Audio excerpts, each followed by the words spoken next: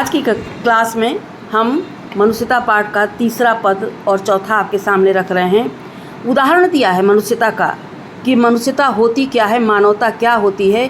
ये कौन कौन थे जिनको कि लोग आज भी याद करते हैं मरणोपरांत भी। जैसे क्षुधार्त रंति देव ने करस्त धार।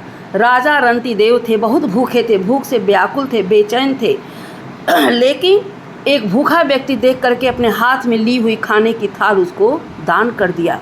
तथा दधीची ने दिया परार्थ अस्थिजाल भी, और दधीची ने भी लोगों की भलाई के लिए, देवताओं के कल्याण के लिए अपना अस्थि पंजर यानी अपने शरीर का त्याग करके अपने हड्डियों को दिया। उनकी हड्डी से वज्र बना जिसको कि इंद्र ने धारण किया और राक्षस कुल का संहार किया था। दधीची ने ये परोपकार किया। ऊशी नर क्षितीश ने स्वमांस दान भी किया, और गंधर्व नरेश जो थे उन्होंने अपने मांस का दान किया था। और इतना ही नहीं, सहर्ष प्रसन्नता के साथ कर्ण ने अपना जो कवच और कुंडल था उसको भी दान किया। ये तो सभी लोग जानते हैं उनके पराक्रम को, उनको वीर को। और क्या कहता है कवि, अनित्य देह के लिए अनादि जीव क्यों डरे।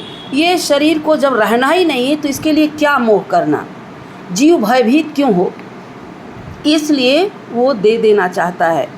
कहता है कि अनित्य देह के लिए, ये देह शरीर रहने वाली नहीं है, आज है कल की कोई गारंटी नहीं है, इसलिए इस देह का मोह नहीं करना चाहिए और जीव को डरना ही नहीं चाहिए। वही मनुष्य है जो कि मनुष्य के लिए मेरे, वास्तव में मनुष्यता वही है जिसका जीवन दूसरों के कल्याण में व्यतीत हो।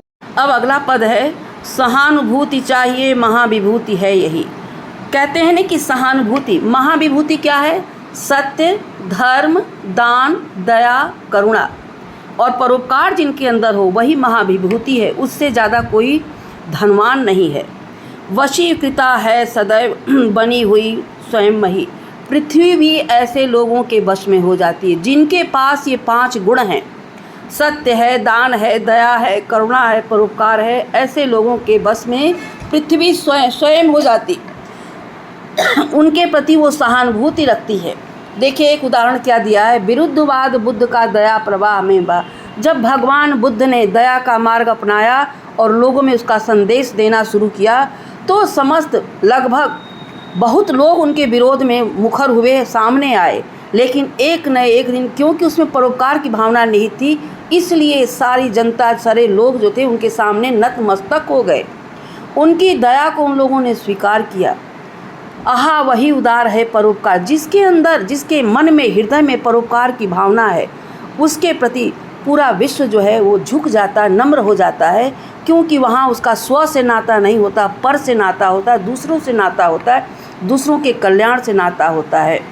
आहा वही उदार है परोपकार जो करे, वही उदारवान व्यक्ति है, वही उसी व्यक्ति के अंदर मानवता है जिसका जीवन परोपकार में व्यतीत होता है।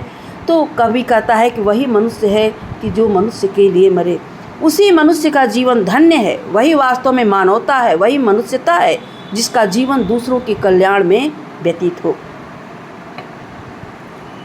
बच्चों अब अगली क्लास में फिर आपको हम मिलेंगे।